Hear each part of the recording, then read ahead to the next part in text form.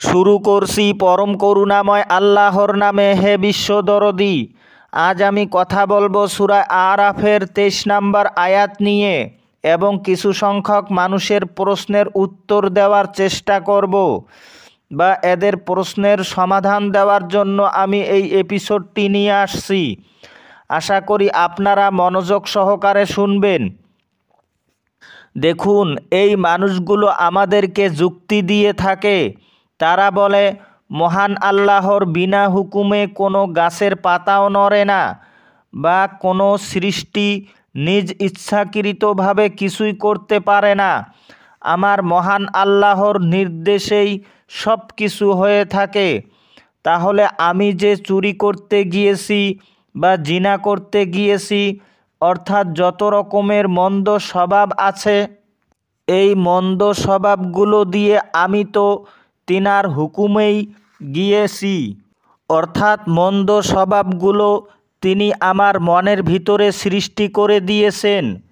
তিনি যদি ইচ্ছা করতেন আমাকে তো এই মন্দ স্বভাবগুলো থেকে ফিরে আনতে পারতেন।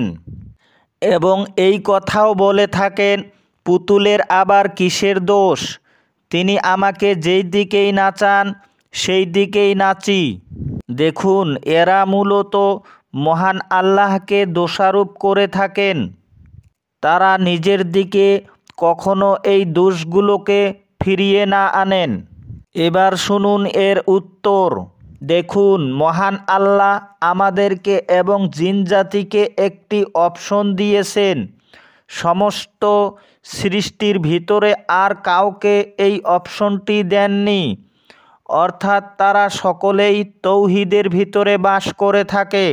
অপশনটি হলো মানুষ এবং জিন জাতিকে মহান আল্লাহ ইচ্ছা শক্তি দিয়েছেন। এই ইচ্ছা শক্তি দিয়ে মানুষ সকল সৃষ্টিজীবের ভালোও করতে পারে এবং মন্দও করতে পারে, আর নতুবা নিঃস্বার্থের জন্যও করতে পারে।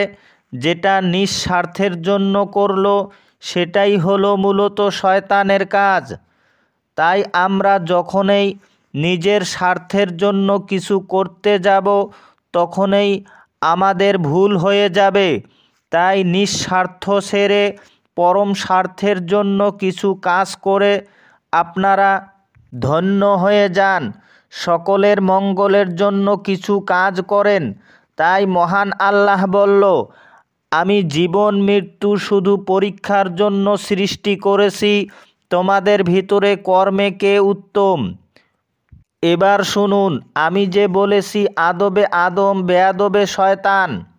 দেখুন, আমার মহান আল্লাহ যখন হজরত আদম আলাইহিস সালামকে সৃষ্টি করলেন প্রথমে, তখন তেনাকে জান্নাতে রেখে দিলেন এবং জান্নাতে সব রকমের ফল খাওয়ার জন্য নির্দেশ দিলেন, শুধু গন্ধম বাদ দিয়ে।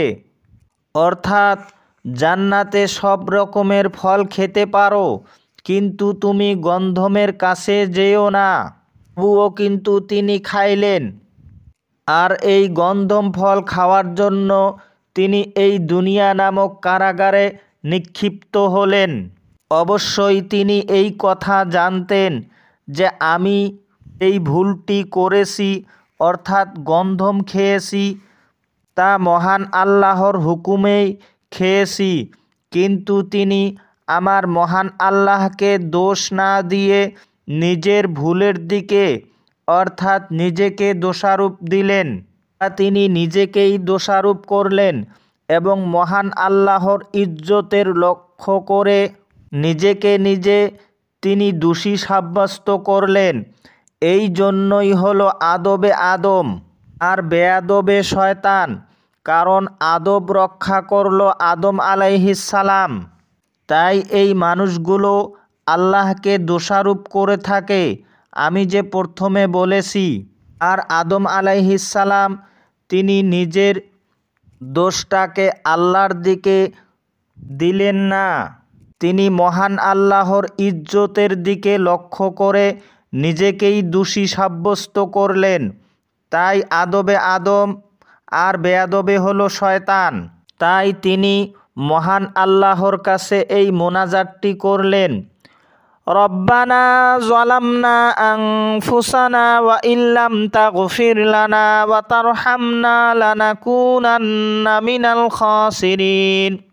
অর্থ, হে আমার প্রভু, আমরা আমাদের নফসের উপর জুলুম করেছি। আপনি যদি আমাদেরকে ক্ষমা না করেন এবং অনুগ্রহ না করেন তাহলে আমরা জালিমদের অন্তর্ভুক্ত হয়ে যাব। তাই হে দরদি, আপনারা আল্লাহকে গালাগালি না করে নিজেকে গালাগালি করেন এবং যে কোনো বিপদ আপদ আসলে নিজেকে প্রশ্ন করুন, কেন আমার উপর এই বিপদ আসলো? তাকে নিয়ে আপনারা গভীরভাবে পর্যবেক্ষণ করুন, কারণ আপনি যেদিন থেকে বুঝে নিতে পারবেন যে সমস্ত বিপদ আপদের কারণ হলো আমি নিজেই, সেদিন থেকে তুমি সকল দুঃখ থেকে মুক্তি হওয়ার পথে যাত্রা শুরু করলে। আজ এতটুকু বলে সকলের মঙ্গল কামনা করে আমার কথা শেষ করছি। খোদা হাফিজ।